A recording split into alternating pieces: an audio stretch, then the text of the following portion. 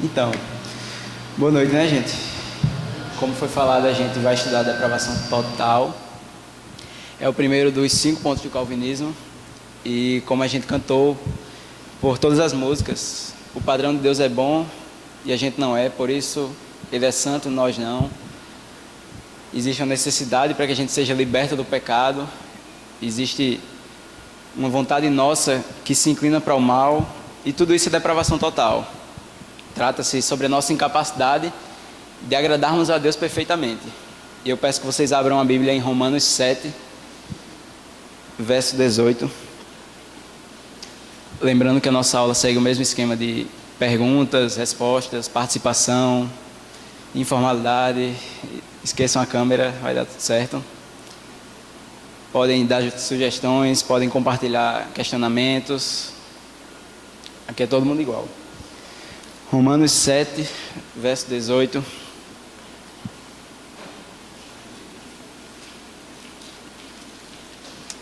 Obrigado.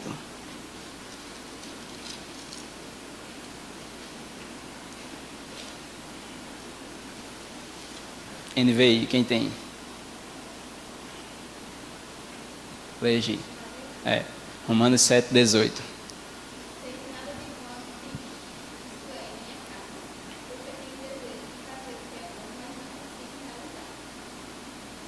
Sei que nada de bom habita em mim, isto é, em minha carne, porque tenho o desejo de fazer o que é bom, mas não consigo realizá-lo. Paulo, em Romanos 7, ele vai tentar traduzir um pouco o ser humano. Se a gente já parou para pensar um pouquinho sobre nós, o que a gente vê é que a gente é pecador, a gente é falho, a gente precisa de alguma coisa que não está aqui dentro. Isso basicamente é depravação total. Hoje, como eu disse, é o primeiro dos 5 pontos do calvinismo. E agora que entrou um bocado de gente, eu começo perguntando, quem é que sabe o que é depravação total? Qual a diferença? Diz aí. Total, acho que dá a ideia de que não teria como... Assim, se fosse total, a humanidade já estaria perdida, assim, de fato, no momento que os homens iriam até a última instância do pecado. Deus, ele falta limites. Então, total é diferente de radical. E radical é o quê? Felipe, o que é depravação total ou então o que é depravação radical? Diz.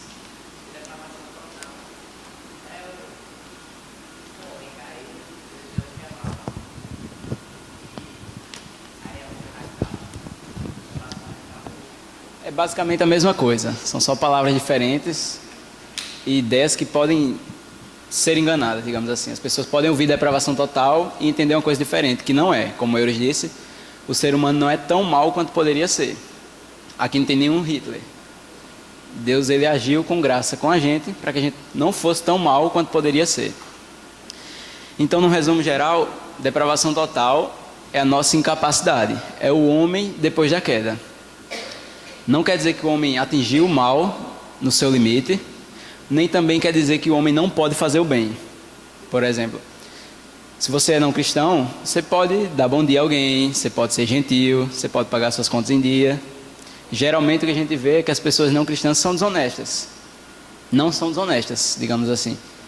O que a gente ouve, na maioria das vezes, é que a pessoa é muito boa, só falta Cristo. Acho que vocês já disseram isso de alguém. Olha, aquela pessoa é muito boa, só falta o Evangelho. Ou seja, as pessoas fora de Cristo podem sim fazer o bem.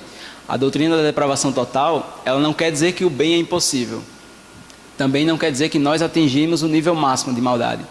E aí que é a diferença. Depravação total quer dizer sim que o homem caiu depois da queda, quer dizer que o homem foi atingido pelo pecado, mas não significa dizer que ele é mau totalmente. Você tem muito mais mal no seu coração que você ainda não revelou.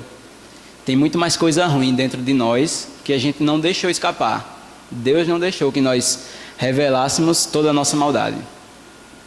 Diante de tudo isso, depravação total é como se Deus desse um caminho a gente e a gente não conseguisse trilhar esse caminho inteiro. A ideia que o pecado vem trazer, a ideia que a queda do homem vem trazer, é que o homem ficou cego para Deus.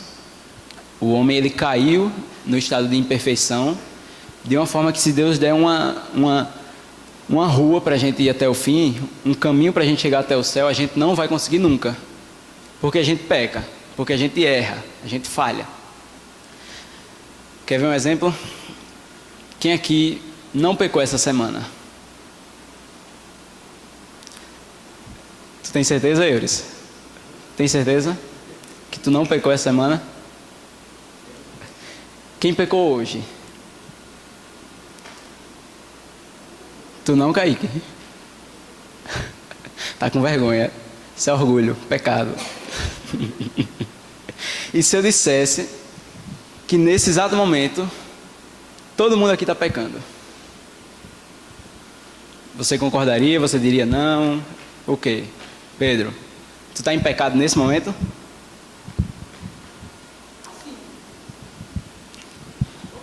Mas eu acho que não, com certeza que sim, entendeu?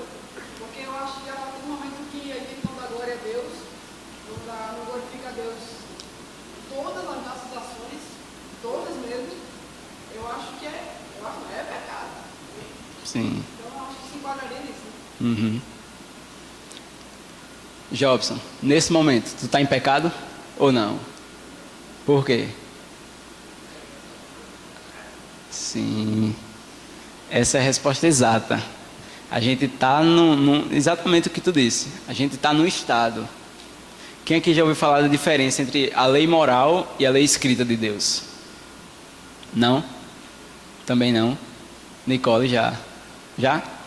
É o quê? Diz o que é que tu acha?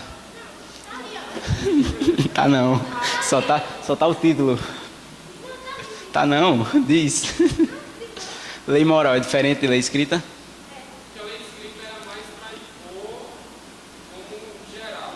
E a lei moral é aquilo que você comete dentro do seu coração. Como assim? Entendi muito não. A lei escrita é tipo, não matarás. Mas a lei moral é que se você pensar em matar uma pessoa, você já está pecando. Sim, isso. Quando Deus, ele criou Adão e Eva, o que a gente vê é que Deus não dá uma lei imediatamente. Deus, ele começa a caminhar com Adão, ele começa a passear com os homens, mas ele não diz, não matarás, não darás falso testemunho, não cobiçarás a mulher do teu próximo, ele não diz nada disso. A lei escrita de Deus, ela só vai chegar anos depois, lá em Moisés, Êxodo, segundo livro da Bíblia. De Adão até Moisés, não é que não havia pecado, havia, só que a lei escrita não era declarada, de uma forma tal que quando Caim mata Abel, ele sabe que ele errou. Não precisava lá ter escrito não matarás, ele sabia que estava errando ali, tanto que ele se esconde de Deus, tanto que ele fica com vergonha.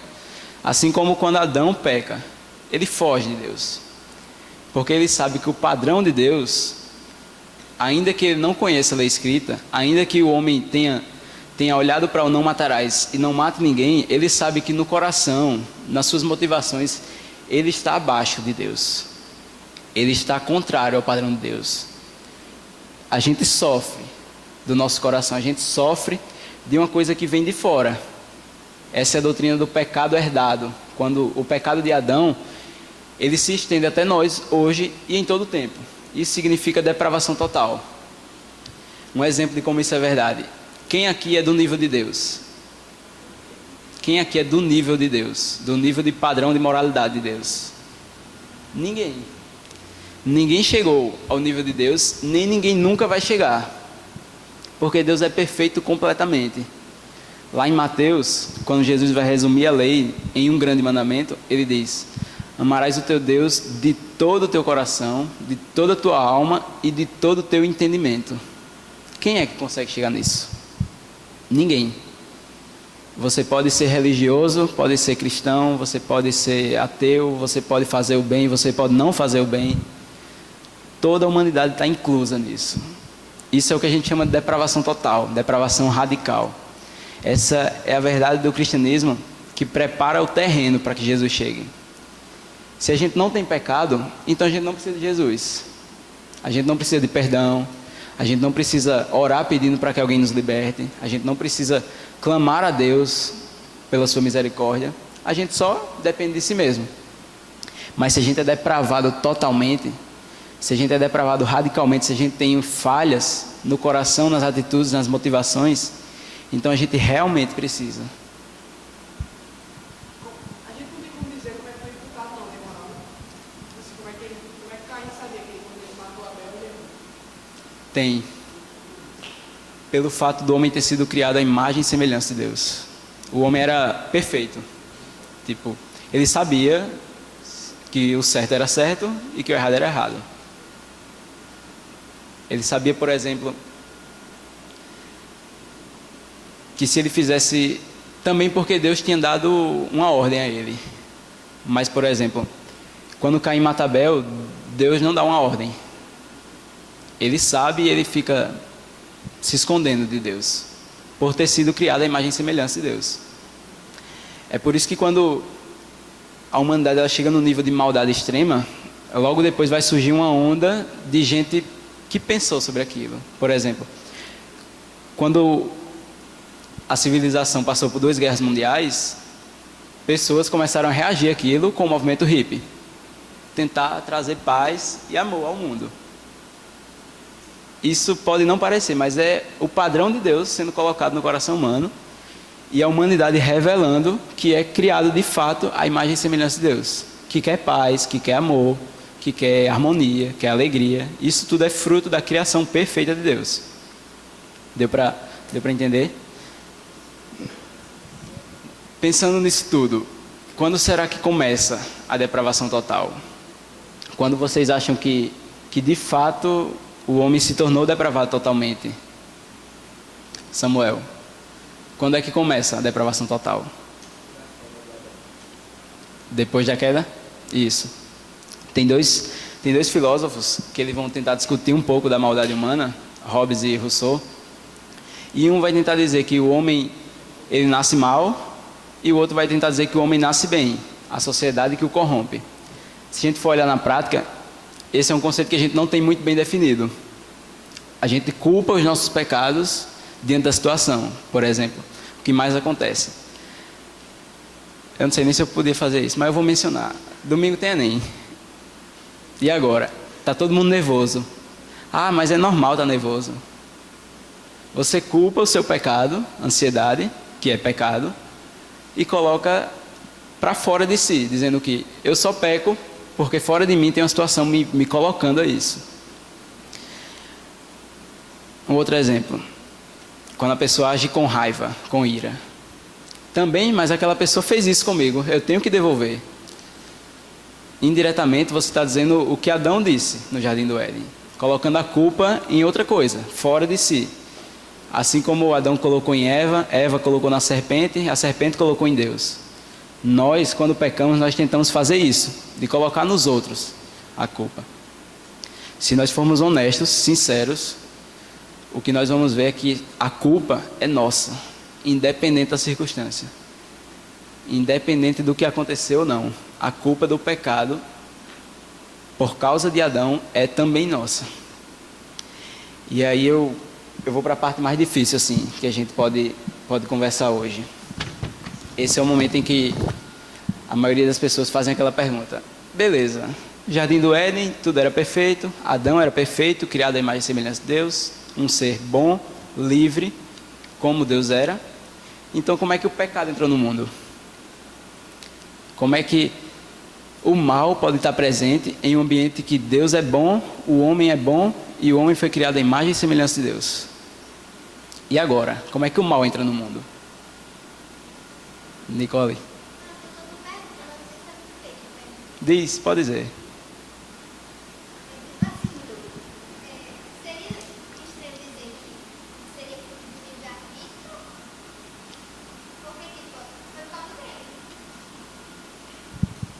Digi. Tu quer dizer? Não. Diz, pode dizer.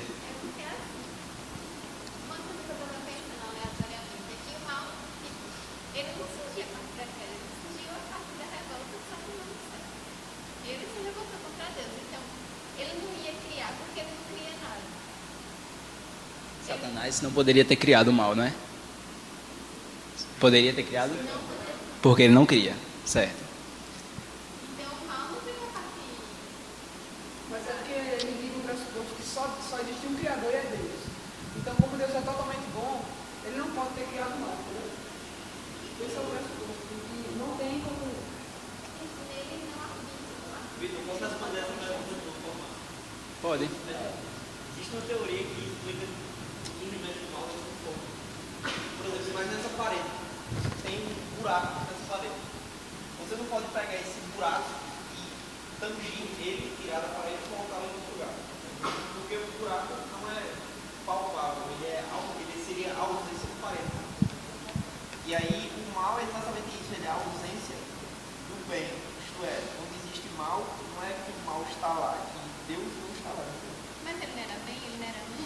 É a ausência. Sim, é porque mas,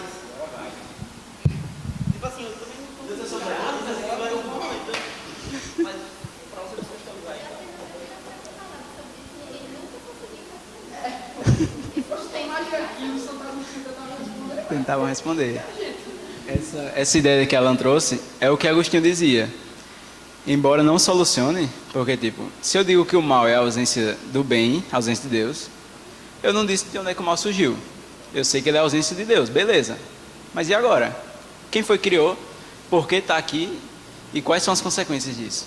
Acho que seria a mesma coisa de perguntar quem teria criado Deus, tá entendendo? Não que o mal seja igual a Deus, mas nesse sentido de originar, de se originar. Tipo, o mal tem que existir, é isso? Eu acho que sim. Ó, tá confuso, mas vai servir a prática na gente. Eu garanto que a gente vai sair da parte difícil e ir para a parte fácil. Para continuar a parte disso aí. Se Deus em nada tem nada tentado, como é que ele poria o mal, sei lá, do inimigo? Também Deus Deus é onipresente. Como é que ele estaria em algum lugar que ele não estaria? Mas é como aquela A ausência de questão Deus. social também. Ninguém sabe se é literal ou se é. É o quê? Eu não entendi não. Em Jó, se que Satanás se encontrou com Deus e foi tentar ele. E Deus permite que aconteça essa coisa. Ele não pode ter tentado, mas também tem explicação. Talvez o livro seja uma parábola ou. Não, mas ele fala, depois ele fala que ele não pode tentar de ninguém, ele tem que ser Satanás, não é Deus. Diz. Muito bem besta assim também é que talvez em Deus não habita o mal, mas e se ele teve um plano na eternidade para glorificar futuramente? É um começo. Tem muitos teólogos, e dos mais diversos, vão dizer coisas absurdas, tipo, Deus criou o mal. Ou então, Deus determinar o mal não faz ele ser mal. Coisas assim. O que é que a Bíblia tenta explicar e o que é que bons teólogos, como Jonas Madureira, tenta dizer? Deus criou o homem bom. Isso a gente concorda. Todo mundo viu Deus que era bom. O homem, Adão e Eva, todos eles não tinham maldade, não tinham inclinação para o mal. O que é que acontece? Se o homem não fosse bom, ele não teria a opção do tipo, se o homem não fosse bom, ele seria um robô, não seria mais homem. É mais ou menos quando você só tem um jogo para jogar. O que é que você faz? Joga o dia todinho até cansar. Vai na geladeira, tá morrendo de fome. Entendeu não? Vamos mais para frente. Se o cara não quiser jogar, né? Se a pessoa não quiser jogar, você não tem mais opção. Você vai na geladeira, tá com fome, só tem uma comida. O que é que você faz? Você escolhe essa comida. Deus não queria que o relacionamento dele com Adão fosse só de uma opção. Isso faria o homem ser um robô, uma máquina de adoração a ele. E Deus não queria isso. Deus queria o homem livre, bom, podendo escolher. O que é que acontece? Por poder escolher, por poder ser bom, Adão escolheu errado. E poderia ter escolhido errado, porque era bom. Deus, ele não privou o mal no coração de Adão, do tipo, você pode escolher desobedecer, porque Deus era bom. Deus criou um ser humano à sua imagem e semelhança, e se é a sua imagem e semelhança, assim como Deus que podia escolher entre bem e mal, que podia escolher qualquer coisa que quisesse fazer, Deus poderia ter criado o mundo ou não ter criado, Deus poderia ter criado o mundo em 10 dias ou em 7. Adão, por ter sido criado à imagem e semelhança de Deus, tinha escolhas, tinha opções, tinha livre-arbítrio. Dentro de tudo isso, ele quis pecar.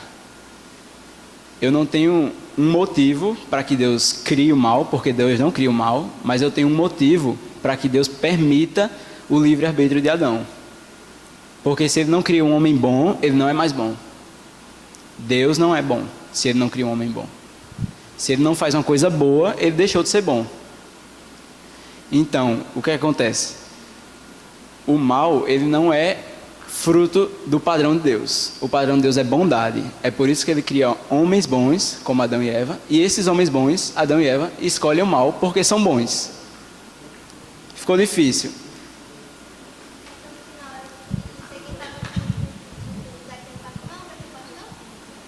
Léo? Marquito.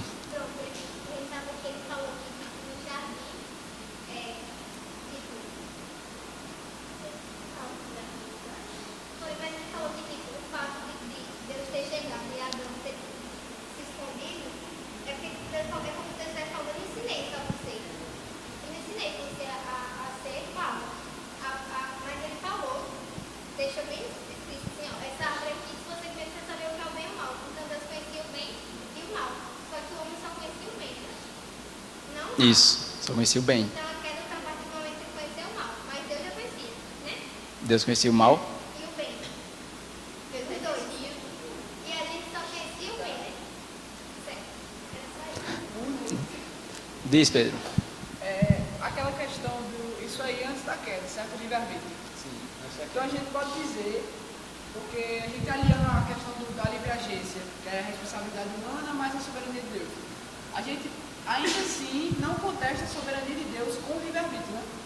A gente não contesta a soberania de Deus com o livre-arbítrio, não. Então, Deus sabia que Adão ia pecar, né? Deus sabia, Deus permitiu, porque ele tinha um motivo para isso, embora eu não saiba qual é o motivo. Mas ele não criou o mal. Letícia? Letícia Bandeira? Sim, diz. Ela quer saber se o mal existiu desde da queda do menino e tal, que ele se rebelou contra Deus. Então, como é que de um homem bom, de um local onde só tinha anjos e o próprio Deus, surgiu o mal? Ó, a maioria dos textos que falam sobre o mal antes de Adão são muito poucos e são muito inconclusivos. O que é que eu posso garantir? É que Deus sendo bom e só havendo bondade, tem que existir o lado ruim. Porque senão não seria uma adoração boa, não seria uma adoração digna, seria algo robotizado, mecânico. Não seria bom, não seria o padrão de Deus, que é bom. Do tipo, se Deus não deixa uma árvore do conhecimento do bem e do mal, um fruto proibido, então ele privou Adão de liberdade. Liberdade é uma coisa boa. Se Deus tira a liberdade do homem, então o homem não é mais bom. E a gente sabe que o padrão de Deus é bom. Deu para... Inclusive muitos deles pecaram. E foram com Adão e estão até hoje no inferno. Todo mundo está em dúvida? Alguém não tem dúvida? A parte prática de tudo isso, essa que sai do mais difícil vai para o mais fácil, é que a atitude de Adão e não de Deus, a atitude de Adão tem consequências para a gente. Do tipo, Deus deu uma ordem a ele, antes mesmo dele pecar, que dizia o seguinte: no dia em que você pecar, certamente morrerá. Essa é a promessa de Deus para o pecado do homem. De uma forma que depois de Adão, o livre-arbítrio da gente cai. A gente não é mais bom porque não é mais livre. Todas as nossas atitudes, todas as nossas escolhas estão sempre presas ao mal. De uma forma que ninguém passa sequer um dia sem pecar. Um minuto. Está todo mundo debaixo do padrão de Deus sempre. Abaixo do padrão de Deus. Diante de tudo isso, Gênesis 6, verso 5, eu peço que o pessoal abra também. Acho que está até ali. Isso é o homem depois, é para ficar ali e aqui, pessoal. E abrindo sua Bíblia, todo mundo. É bom. Bíblia, é bom.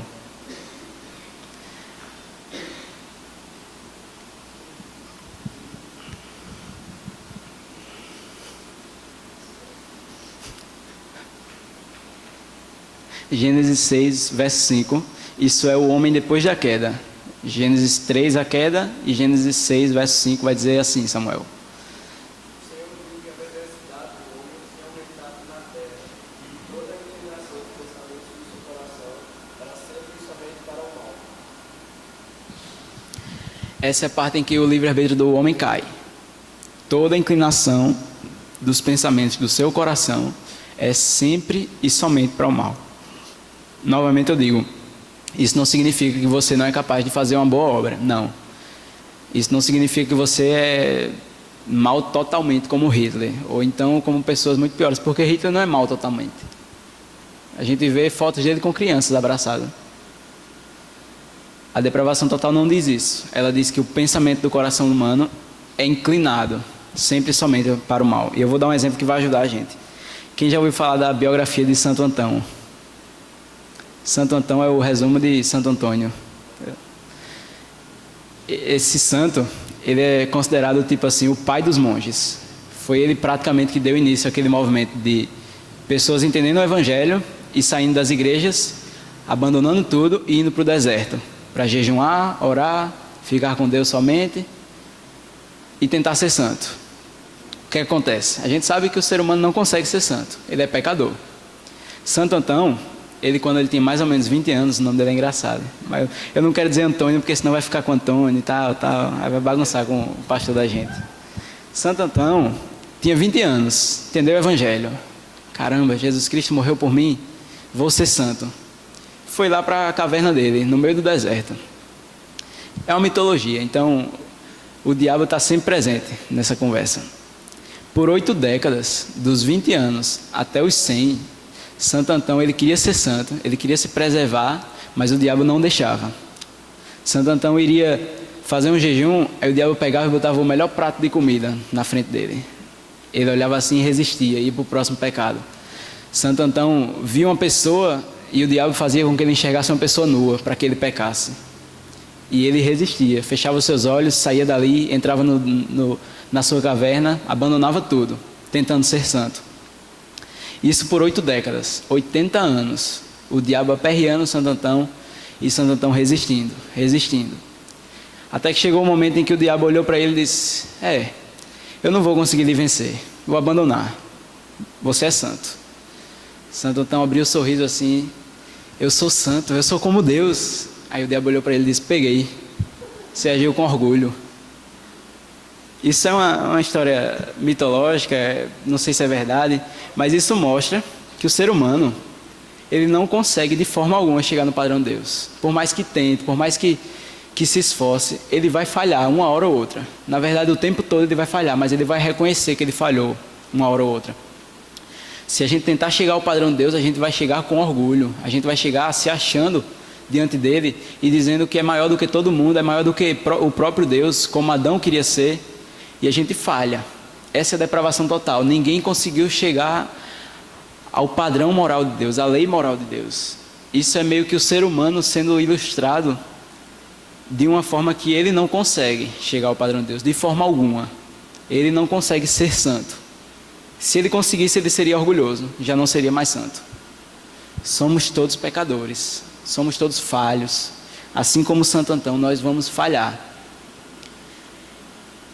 E a parte prática de tudo isso significa dizer que a gente não tem boas obras em nós mesmos. É por isso que toda inclinação dos pensamentos do coração humano é sempre e somente para o mal.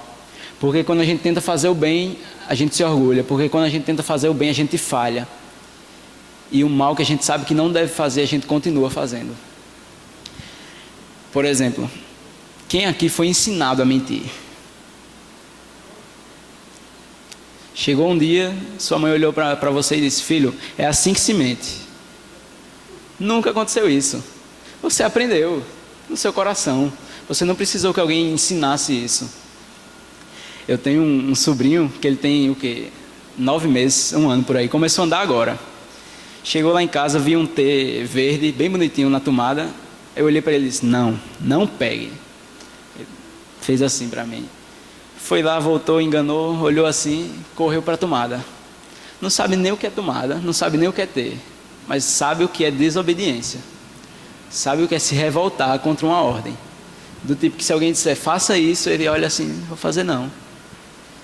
Isso é a essência do coração humano. Isso é o padrão do homem depois da queda. Diz, Nicole. Diz.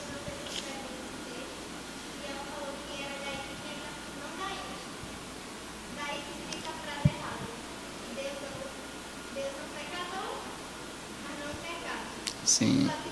Como é que eu sei que essa frase está errada? Mas, tipo, como é que eu explico para a pessoa? Você não pega Jesus para a pessoa, porque você fica muito. Não, Deus não ama o pecado, não, mas ele é um pecador. Só que, como é que eu explico? Tipo, a partir desse texto, para que eu significado com isso. Sim. Quando a gente vai... Eu já tive a situação também de uma pessoa chegar e dizer, não, mas Deus não ama o pecador e eu odeio o pecado, então Ele vai me perdoar sim. E a gente tenta trazer o padrão de Deus de novo.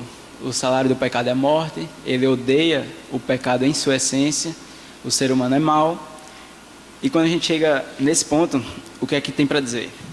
Se Deus não odiasse o pecador, que é o que essas pessoas tentam dizer, que Deus não odeia o pecador, então Jesus não seria morto. Porque Jesus morreu como um pecador. Se Deus não odeia o pecador, minha irmã, e você falando isso com a pessoa, então você não está salva, porque Jesus não morreu. Vai parecer meio complicado, mas você explica isso com as palavras do Evangelho. Deus odeia sim o pecador e o pecado, tanto que Ele condena, mas Ele arrumou um jeito de trocar isso, de uma forma que o pecador, Jesus Cristo, aos olhos de Deus, fosse condenado, e nós pecadores fôssemos amados. Basicamente isso. Deu pra dar uma resposta ou não? Tá com cara que não deu não. À luz desse texto que tu quer. Não, foi porque fala nesse texto, para mim. Eu acho que foi mal. Nesse texto eu não consigo ver relação, porque aqui diz que o ser humano é mau. Por exemplo, nesse capítulo diz...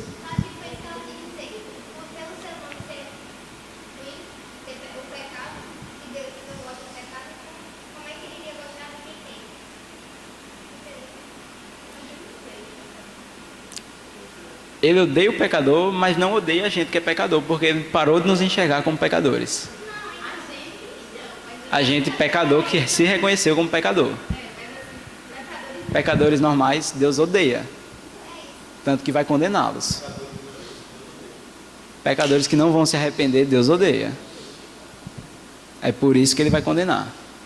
Mas pecadores que se arrependem, Deus ama, porque o pecador, Jesus, foi morto. Aos olhos de Deus, Jesus era pecador e morreu por causa disso. Novo Testamento, Romanos 3, verso 10, 9, na verdade.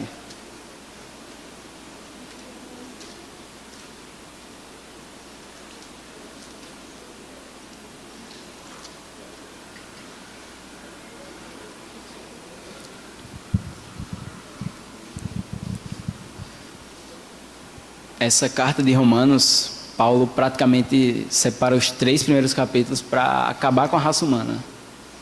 Ele olha assim, diz, judeus são pecadores, gentios são pecadores, eu sou pecador, você é pecador, vai acabar com todo mundo. Nessa parte final, Romanos 3, 9, ele vai dizer assim, diz aí Felipe, Romanos 3, verso 9 até o 12.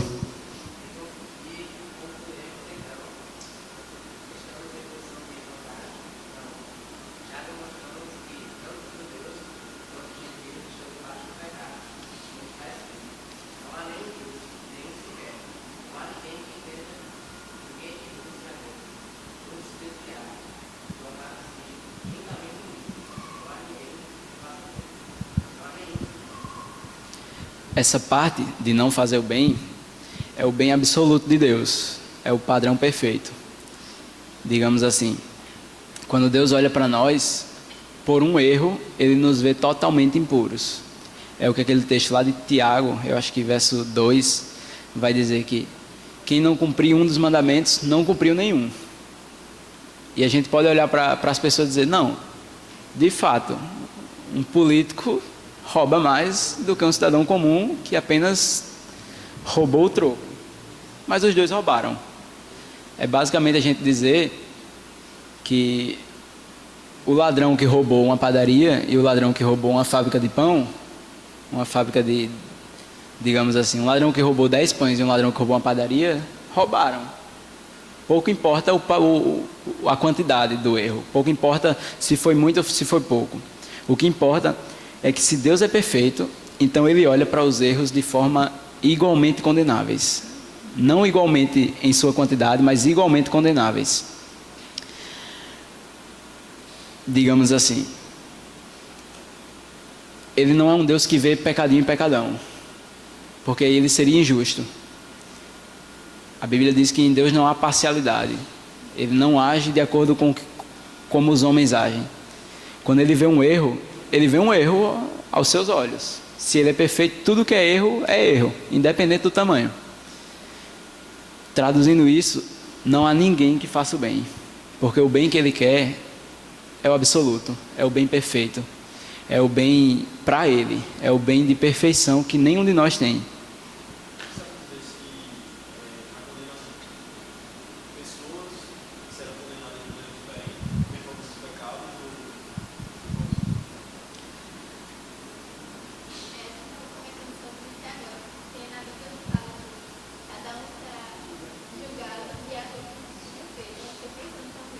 Uhum.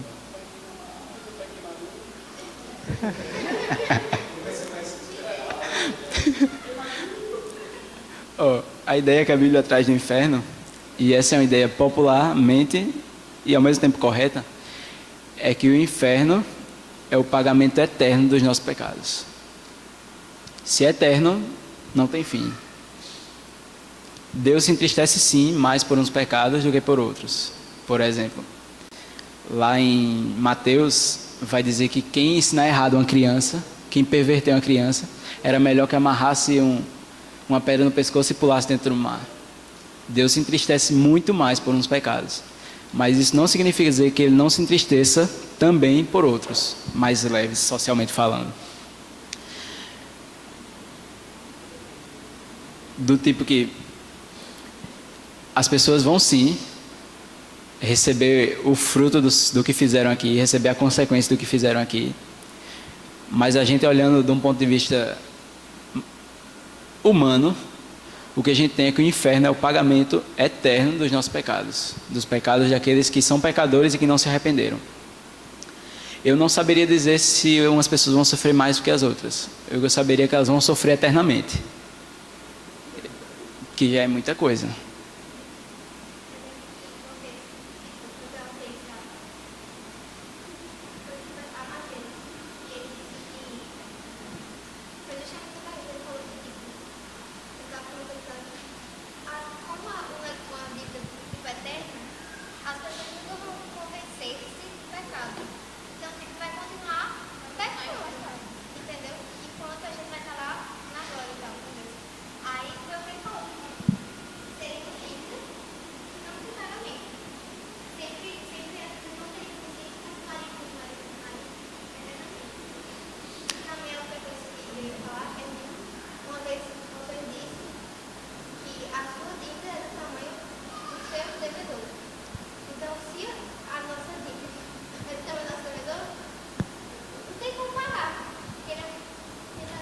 Sim, é bem isso.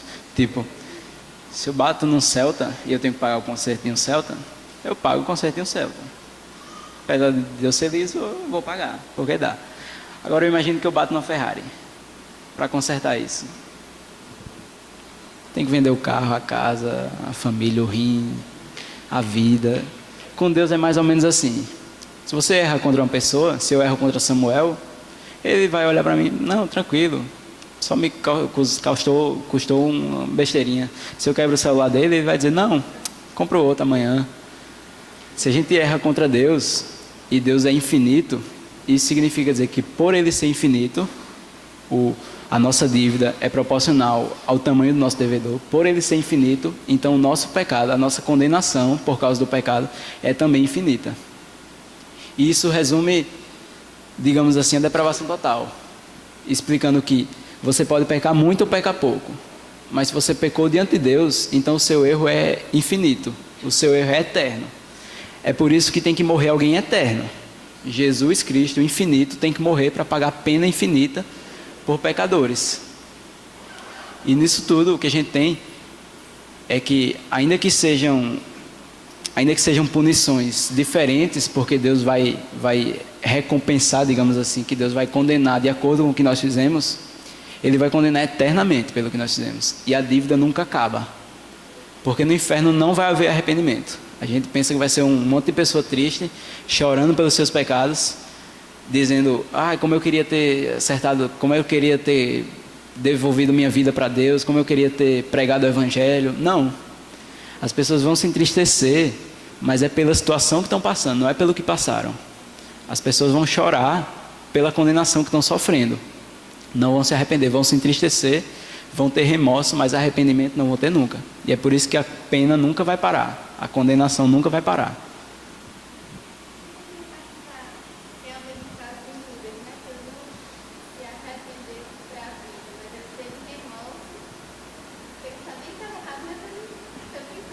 Sabia que estava errado e foi para o inferno do mesmo jeito. Eu acho que isso é essa é uma das questões que eu mais queria que ninguém perguntasse. Mas eu vou citar porque vale a pena. É o pecado imperdoável. Tipo assim, a Bíblia vai tratar o pecado imperdoável como a blasfêmia contra o Espírito Santo. Acho que a gente conversou sobre isso, não foi, Jobson? A blasfêmia contra o Espírito Santo. Quando Jesus ele diz isso nos Evangelhos, ele está falando com pessoas que sabem que ele é o Filho de Deus, mas que não querem reconhecer, querem negar. A passagem vai dizer que os fariseus olham para ele e dizem, você está expulsando demônios pelo poder dos demônios. Não vale, o seu milagre não está valendo, porque você está fazendo porque você é um deles, chamando Jesus de Beelzebu, do príncipe dos demônios. Essas pessoas elas nunca vão se arrepender, elas nunca vão se entristecer pelo seu pecado de uma forma que isso traga perdão, nunca.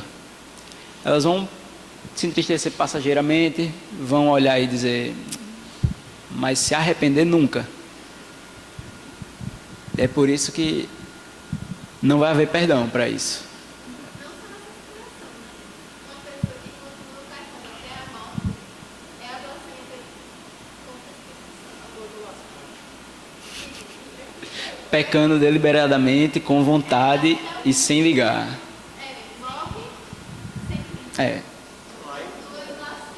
Isso acho que continua sendo a blasfêmia porque está negando que Jesus é Jesus, embora saiba da verdade, como Judas sabia, mas está agindo como se tudo aquilo não valesse nada e está vivendo ao seu bel prazer, vivendo da sua forma, sem nenhum tipo de arrependimento.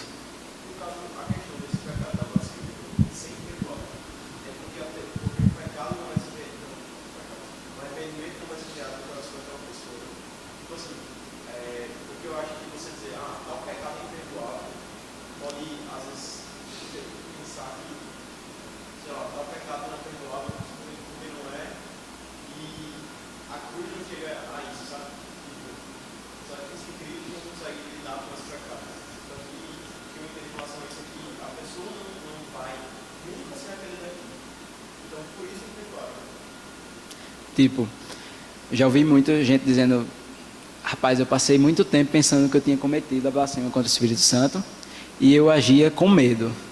Isso nunca vai acontecer. Se você tem dúvidas se cometeu ou não, então você não cometeu, porque você nunca vai se arrepender daquilo.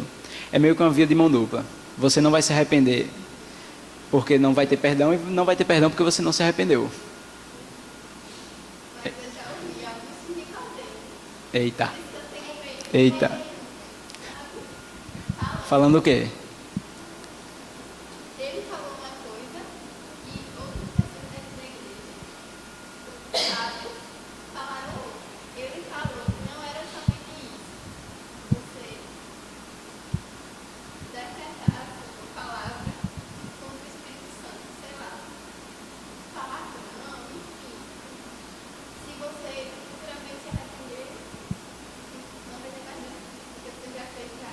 Ele disse isso ou as pessoas daqui da igreja disseram isso?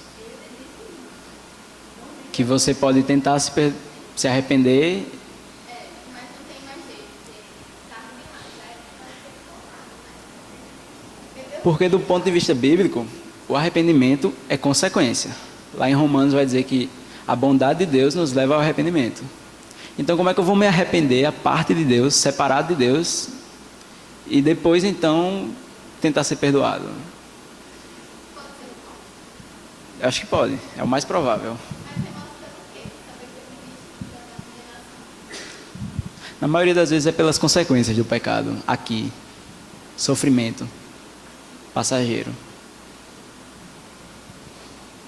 A gente pode... Porque ele sabe que vai ter uma consequência, mas ele não se arrepende. continua blasfemando. Embora não seja com palavras, sua vida é uma blasfêmia contra o Espírito Santo. E nossas boas obras? Onde é que estão? Isaías 64, verso 6. Diz, Nicole.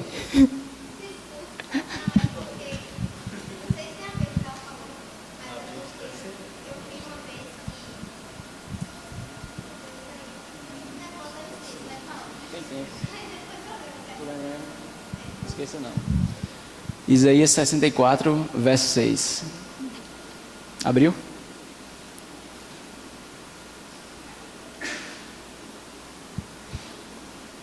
Abriu, Ana? Lê.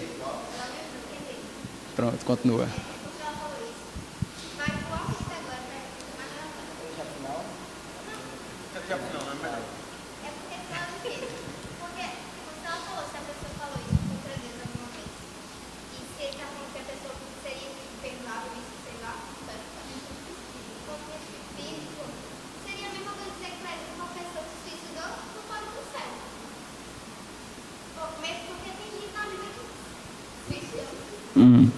Fez isso e a gente sabe que ele, assim, crê e tá lá no céu. E vai acontecer.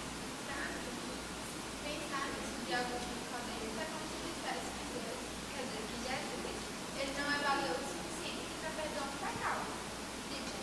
Jesus ele é valioso o suficiente, ele é eternamente valioso para perdoar qualquer pecado. Então, você dizer que ele não vai lhe perdoar por esse Espírito Santo, quer dizer que ele não Oh, mas a parte disso é que, tipo, as pessoas não vão se arrepender. As pessoas que blasfemaram contra o Espírito.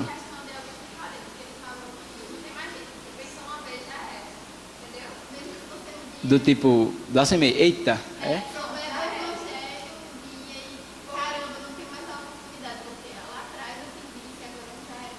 Você se arrependeu? Você se arrependeu de ter feito aquilo? É.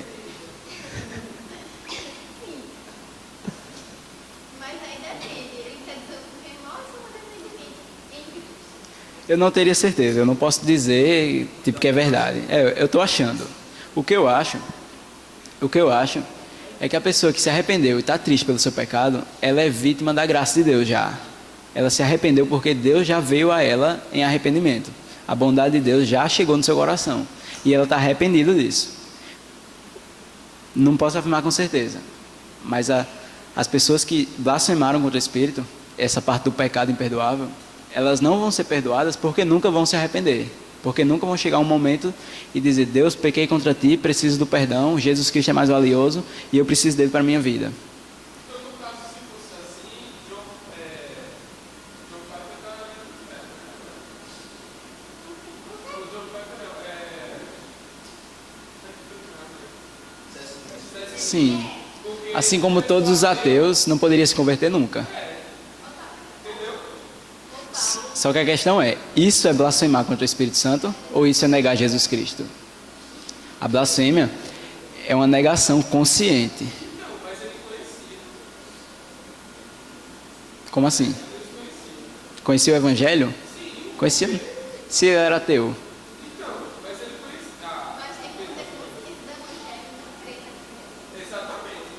Que era o tipo que ele fazia. Que é tipo Judas.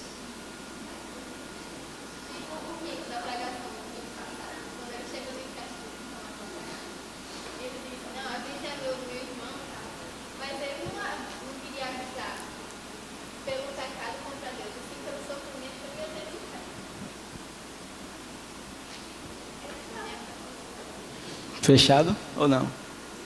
Fechado?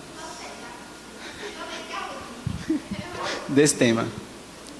Não, a gente tem tempo ainda. Ela foi corrigida, não foi? Aí eu lembrei agora que toda vez que eu não disse uma vez, tá até gravado aí. Eita. E Eita. não, porque viralizou, foi o que viralizou. Sim, o de Pedro e Judas, né? Foi. Ele falou que a diferença de Pedro e Jesus foi justamente somente nisso, porque foi Jesus que escolheu com que Pedro fizesse o que Pedro recebeu de levado. Porque ele não tivesse levado realmente. Então, acho que a questão de tem alguma coisa a ver é que ele simplesmente escolheu o que Pedro fizesse de liderança. Então, ele poderia ter se arrependido e pedido Cristo para salvação, mas ele só foi porque nós cumpriu. Porque ele não queria que ele fizesse. Só que agora não. Eu acho que é. Fechado. Fechado. Isaías 64, verso 6. Ana, cadê tua Bíblia que já estava aberta?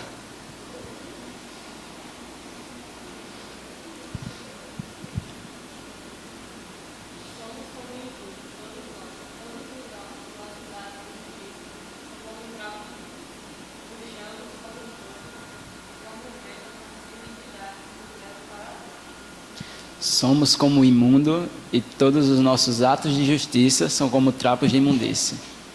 Quando esse texto foi escrito, alguns comentaristas vão dizer que nessa época havia muitos leprosos. E eles eram expulsos da sociedade para que não contaminassem outras pessoas com a sua doença de pele. O que acontecia? Para disfarçar toda a sujeira que tinha na sua pele, todo o sangue, o pus, eles vestiam roupas belas, roupas de rico.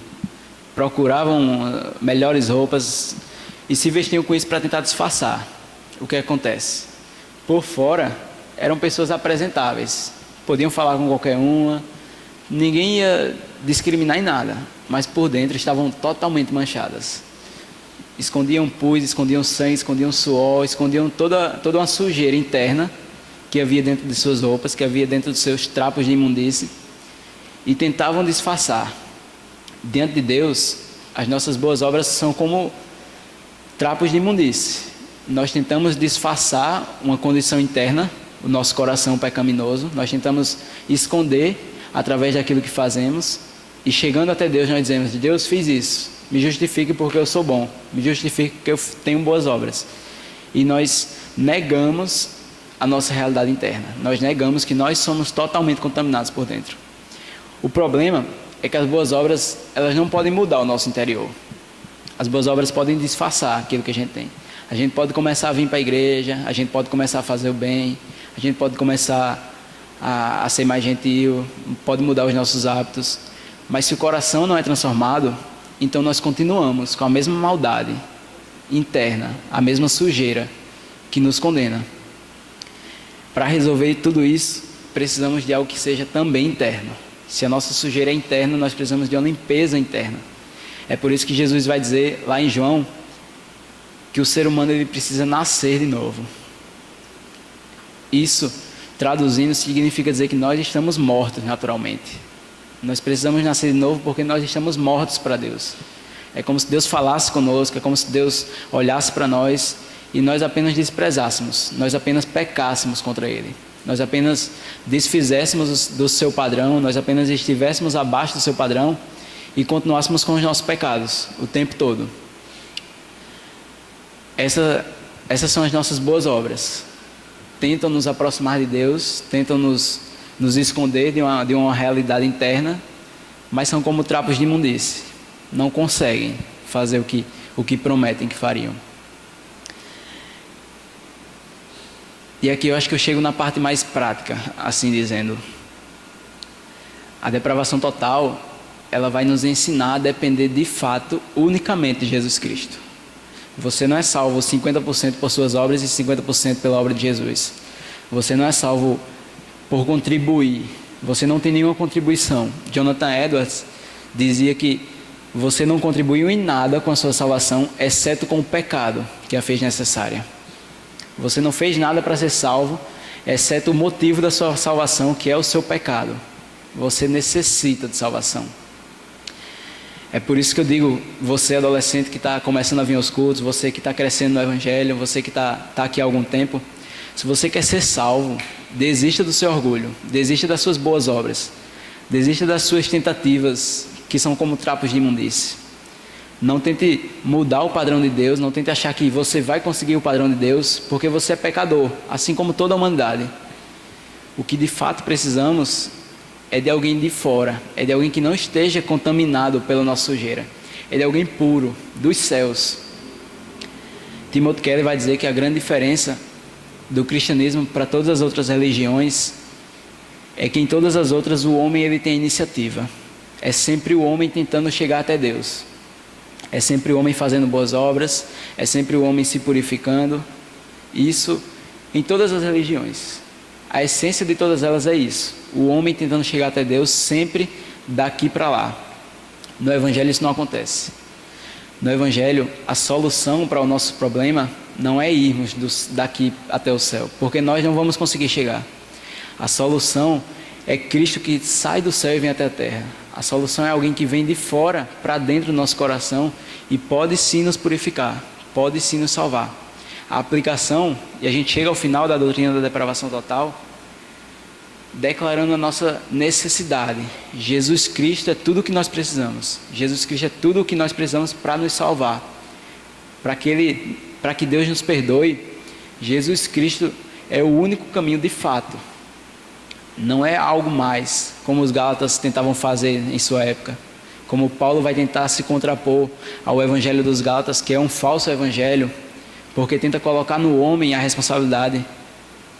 Se nós formos sinceros com nós mesmos, nós vamos ter que admitir o nosso pecado. Nós vamos ter que admitir a nossa culpa.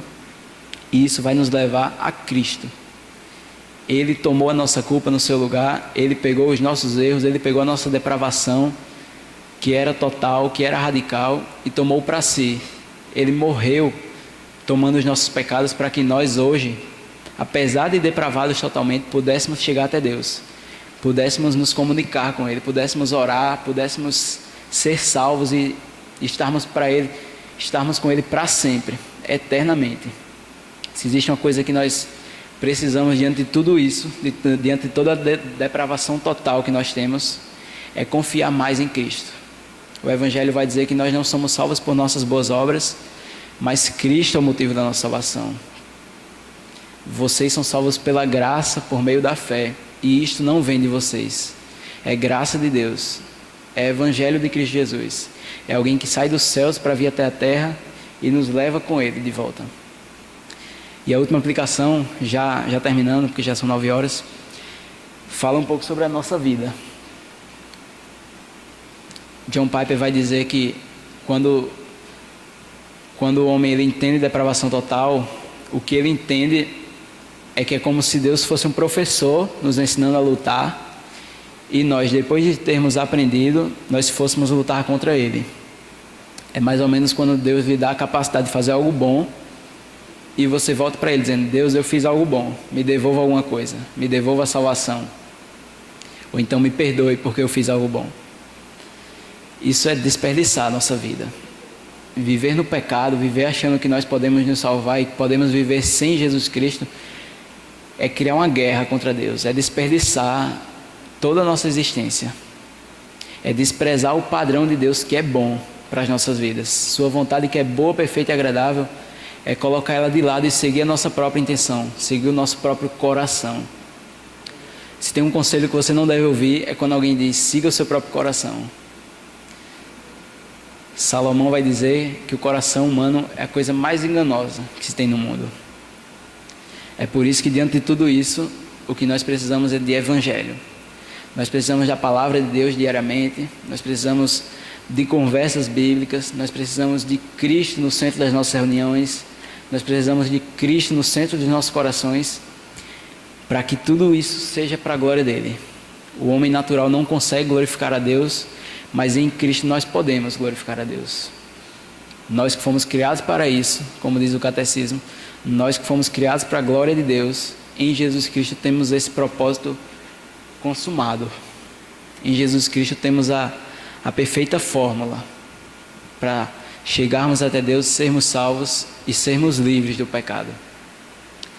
Que Deus nos livre de vivermos uma vida totalmente depravada, de não entendermos a nossa real condição, e que Ele nos livre de estarmos distantes de Cristo, porque ao fim das contas Ele é o que realmente merece glória, Ele é o que realmente merece elogio, Ele é o que realmente é bom, diferente da gente. Que Deus nos abençoe e que Ele continue nos guiando nessa série.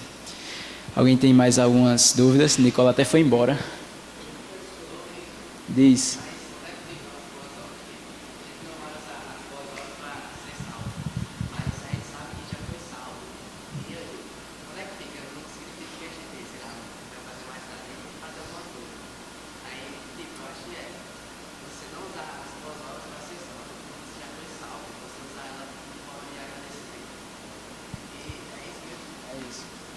Abre em Efésios 2, finalzinho de Efésios 2, verso 8, por aí.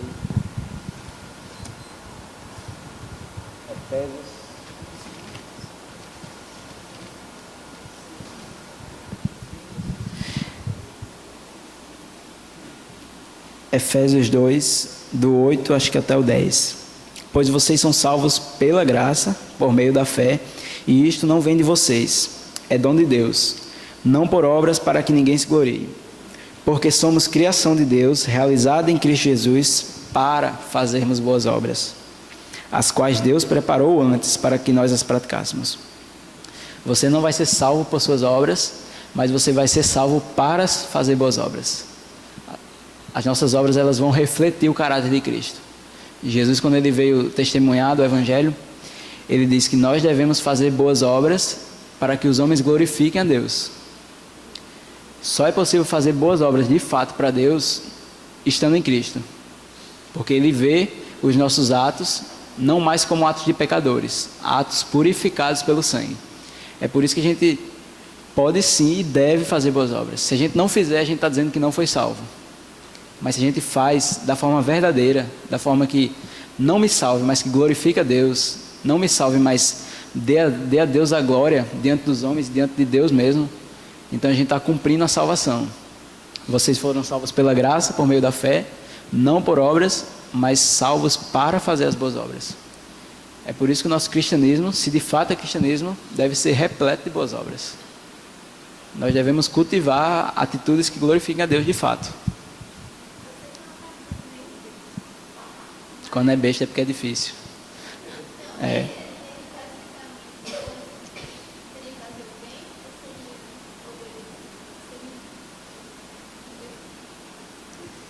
Eu gosto de resumir isso com os frutos do Espírito. Paciência, longanimidade, todos aqueles que nós conhecemos que estão lá em Gálatas 5, dizendo que as boas obras, elas não são de iniciativa nossa. É fruto do Espírito.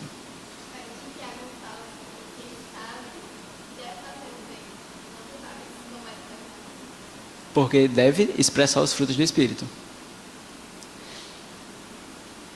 O pecado, ele vai, na prática, ele vai se resumir naquilo que nós fazemos, ação, em como nós fazemos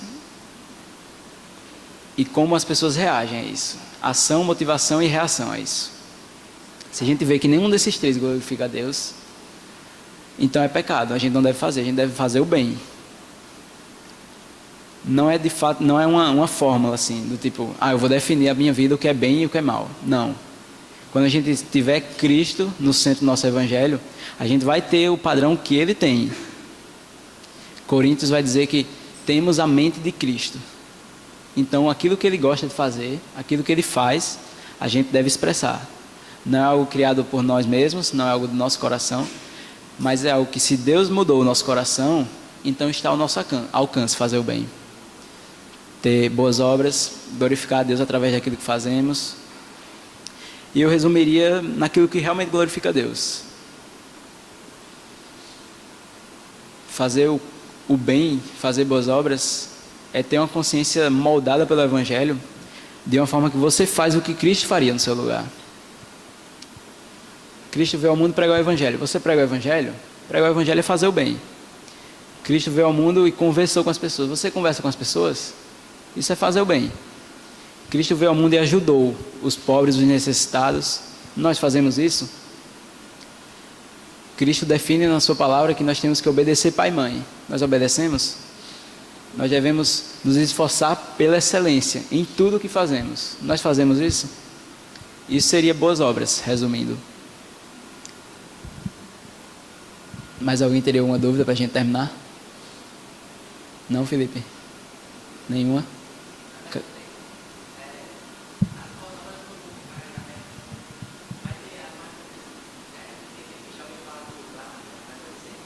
Interesseiro.